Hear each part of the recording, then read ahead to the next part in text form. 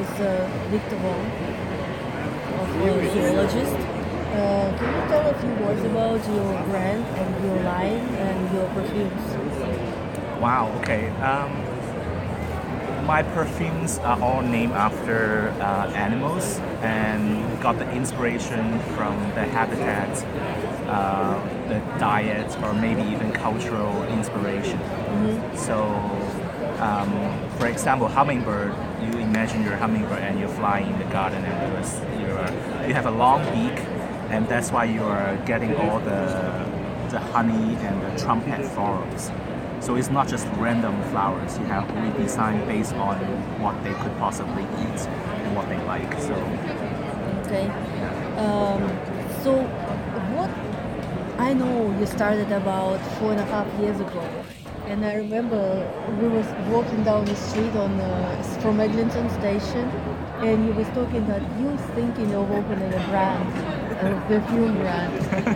Remember those days? yeah, okay. And how come you come up to this idea to begin with?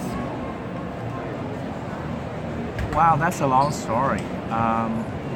I just got hit by the perfume bug, and I just, I'm just very curious and if it's possible to have my own line.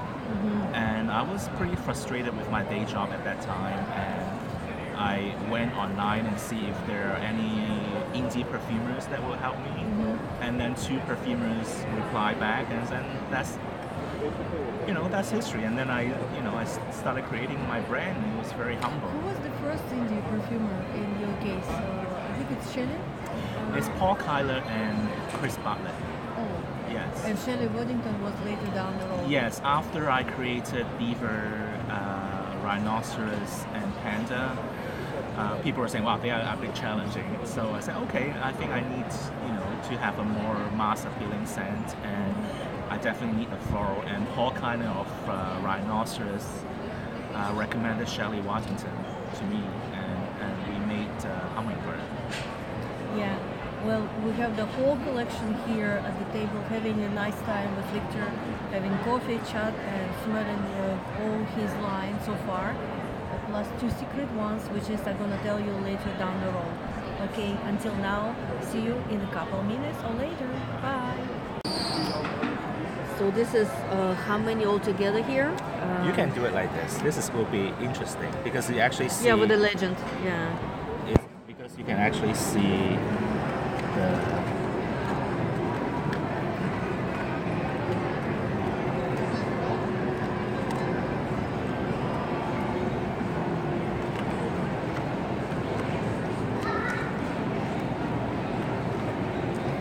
So tell me, what is your favorite note?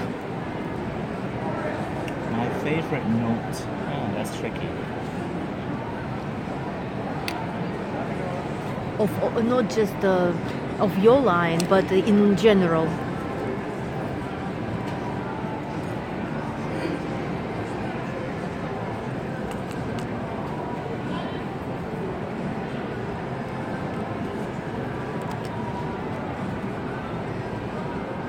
You can read this here, Macaque. I think I like Myrrh. Myrrh? Okay. What about moss? Like oak moss? They are okay. They're okay? I think they need to be in a perfume with other things. Just by itself, it's a bit too mossy.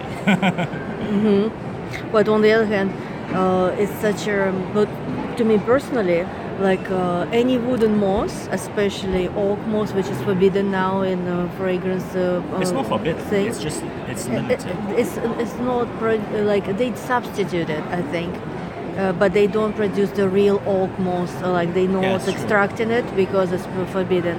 And for me, it's like I used to smell in childhood like my dad's colognes, all based on oak moss. And that's kind of what you're missing from your childhood. That's what's most in demand in your desire. So that's one of my favorite notes, on top of a rose.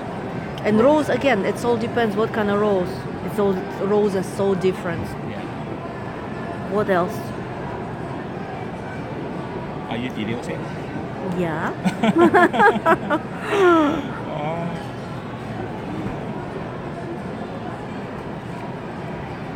tell. It's like I know I like sandalwood.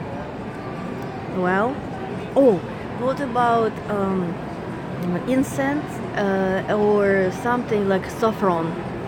That's what is interesting for me. I wouldn't say I like everything, but it's just hard to tell what exactly. It depends. I like powdery stuff, so I think geranium is when mixed with certain materials becomes like a powdery scent. I think I like it. And why you consider geranium as powdery? I would never thought of this way, because powdery for me is like a baby powder or my mom's powder for the face, but not powdery like for geranium. I think geranium mixed with sandalwood becomes powdery. It could be. I could be wrong. But.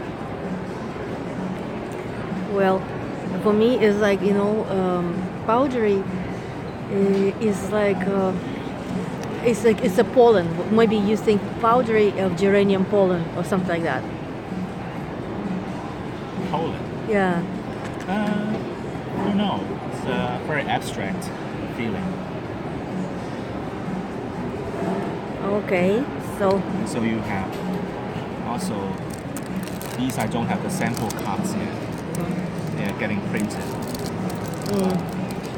I want to see what's this. This is Hyrax, which will be Lucky Scents exclusive.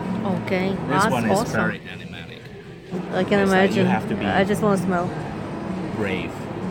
I think it's mostly for men, but some women would It's love not this even too. for men or women. It's just for collectors. Yeah, and also for people who are very curious about Hyraceum, which comes from the Hyrax, the animal. It's the fossilized urine stones. So the perfumer, not actually the compounding house company, they told me they gather a zoo in U.S. The zookeepers gather the urine stones from the Hyrax. Oh, really? And then send them to a French company to distill them to make tinctures. And they sell it very expensively. So this has real Hyraceum, but it's I think most people will not like it, but believe it or not, this is one of the most expensive perfumes to make. For the whole line. Yes. Oh, really? Yeah, so it's good. If no one wants it, then I will not, spend so much money producing it. It's Because like if it's become popular, I'll be in trouble. So it's like you invested most of the money in this precise perfume. It's not I invest a lot of. I think it's based on per kilo of perfume compound that I receive. So this one I pay a lot for it because it has real rose, real tonka, and real Hyraceum, and they are all expensive. But the effect, interestingly, it's very abstract. Like other perfumes, you can say, "Oh, I can smell there's jasmine in it," and this one just doesn't smell anything you can think of. The effect is to make it smell like you're in an African mountain and the sun is heating up the rocks. Okay. And the urine stones of the Hyrax. I can imagine what that's gonna be. But it has a Hyraceum accord, which is actually not made with Hyraceum, but it's to make with some other thing like whiskey, saffron, castoreum, and civet, all mixed together. It creates a similar smell to Hyraceum without the urine smell. So it's kind of the nurtured Hyraceum. So we have the accord. Who have that idea to begin with?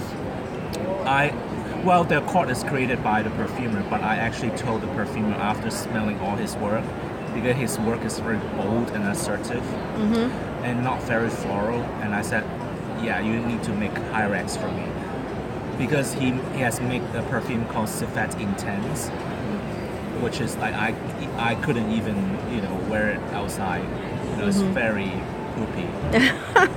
If I ask my husband, he has always a definition if it's poopy or not poopy. Oh, okay. Everything is most of the perfumes for him is poopy.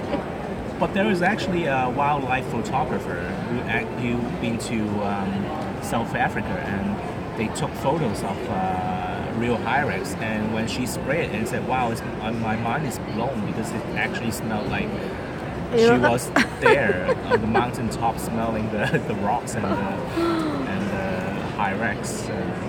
So what's the second one? And the second one is moth.